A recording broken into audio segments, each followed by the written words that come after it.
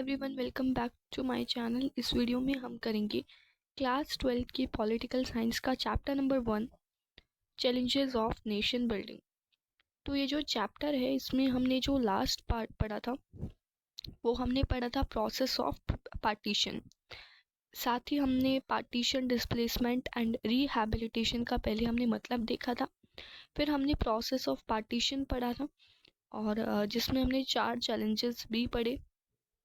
और अब जो नेक्स्ट टॉपिक है वो हमारा है कॉन्सिक्वेंसेस ऑफ पार्टीशन, यानी कि पार्टीशन की वजह से क्या क्या कॉन्सिक्वेंसेस आए, ये हम इस टॉपिक में स्टडी करेंगे। तो जो ईयर था 1947, वो सबसे लार्जेस्ट, सबसे abrupt and unplanned tragic transfer of population था that human history has known. यानी कि हम सबको पता है कि 1947 में क्या हुआ था, पार्टीशन हुआ था। और वो जो जब भी कोई बुरा टाइम होता है और बुरे टाइम की कोई सिचुएशन होती है, तो हमें वो टाइम जो है, वो साल जो है, बहुत लंबा लगने लग जाता है। ठीक है, as compared to happy days, मतलब जो खुश वाले दिन होते हैं, खुशी वाले दिन होते हैं, वो बहुत जल्दी बीत जाते हैं, हमें ऐसा लगता है। और दुख वाले जो दिन होते हैं वो बहुत टाइम तक चलते हैं। ठीक है, तो ऐसा हमें लगता है। तो ऐसे ही वो लार्जेस्ट ईयर था एंड मोस्ट अब्रप्ट, मतलब बिल्कुल डिस्टर्ब्ड वो ईयर माना जाता है। अनप्लान्ड, यानी कि प्लानिंग जो है वो अच्छे से पहले नहीं की गई थी। ठीक है, और ह्यूमन जो है, पॉपुलेशन जो है, उसका भी ट्रांसफ़र हुआ था।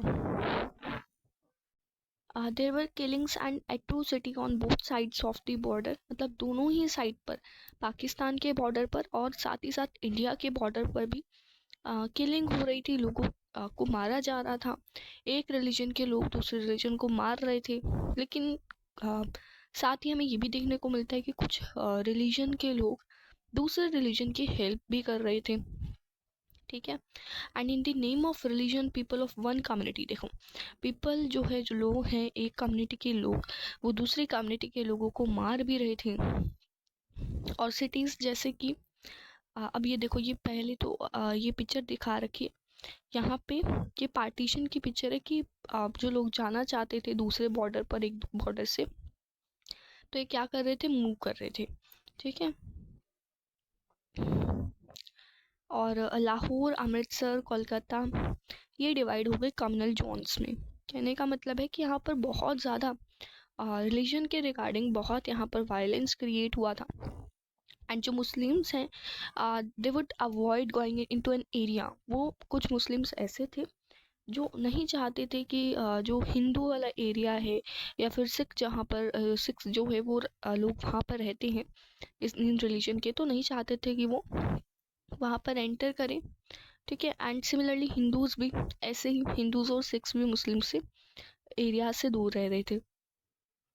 Force to abandon their homes, उनको फोर्स किया गया कि वो अपने घरों को छोड़ दें और बॉर्डर्स के पास चले जाएं। लोग जो हैं उन्होंने बहुत सफरिंग की थी। जो माइनॉरिटीज़ थी दोनों ही साइड्स पर, उनको अपना घर जो है वो छोड़ना पड़ा था। और एक टेम्परेरी शेल्टर उन्होंने लिया था रेफ्यूजी कैंप्स में। होता क्या है कि देखो, पार्टीशन हो रहा था इंडिया और पाकिस्तान में। अब लेट अस सपोज कि ये क्या है, बॉर्डर है इंडिया और पाकिस्तान का। तो अब लोगों को फोर्स किया जा रहा था कि वो अपना घर छोड़ दे। ठीक है, तो लोग अपना घर छोड़ रहे थे, मतलब मूव कर रहे थे एक जगह से दूसरी जगह पर। तो इट डजेंट मैटर कि कोई पर्सन है वो अमीर है या नहीं है, कोई मैटर नहीं करता था उस ईयर में। ठीक है, क्योंकि सभी लोगों को बहुत परेशानी हुई थी और उनको है ना रेफ्यूजी कैंप्स में रहना पड़ा था। यानी कि बॉर्डर के आसपास इस तरीके से उन्होंने छोटे छोटे एक तरीके से कैंप्स जो हैं वो बना लिए थे, जिसमें कोई फैसिलिटी उनको नहीं मिल रही थी। They often found unhelpful local administration.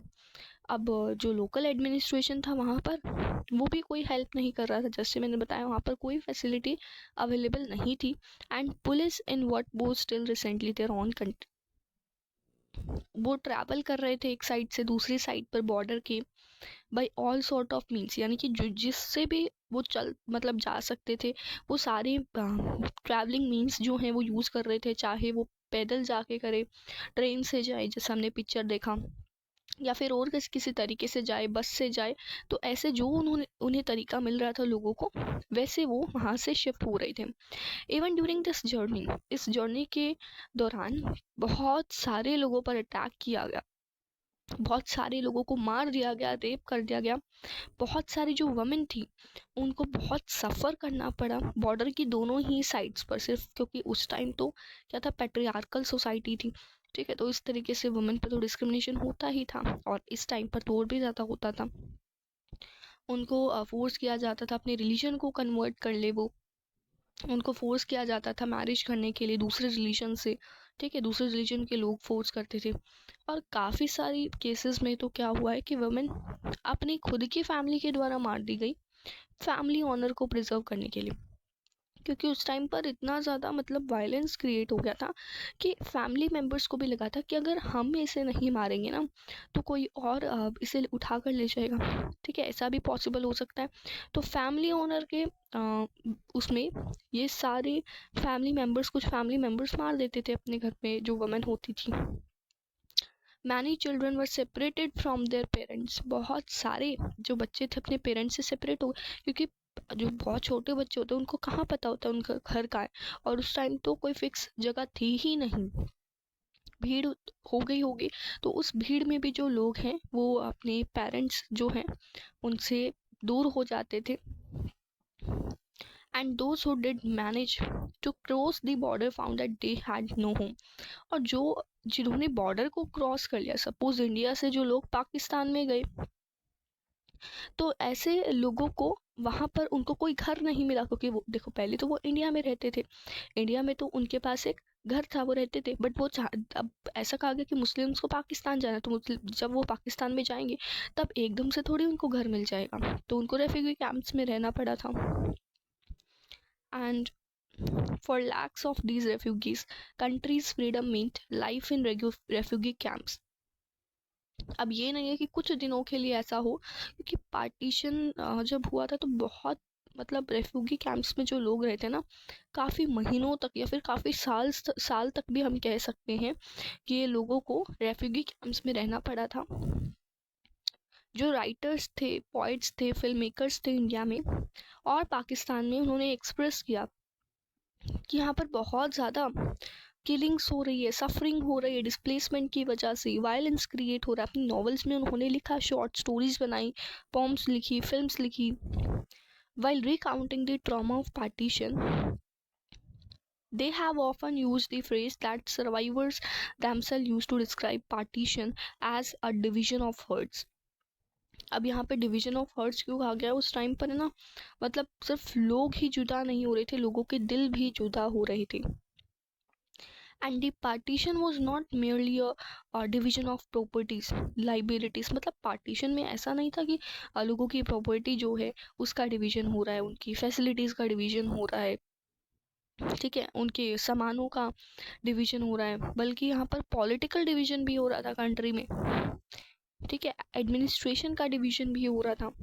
But also got divided our financial assets, और कुछ फाइनेंशियल एसेट्स यानी कि फाइनेंशियल गुड्स जो थे, यानी कि सामान जो थे, वो भी डिवाइड हो रहे थे, जैसे कि tables, chairs, typewriters, paper clips, books और कुछ म्यूजिकल इंस्ट्रूमेंट्स। ये सारी चीज़ें जो है वो डिवाइड हो रही थी, क्योंकि एक जगह से लोग दूसरी जगह पर जा रहे थे, अपना घर छोड़ना पड़ रहा था, अब दूसरी जगह पर उनको कोई घर मिला नहीं।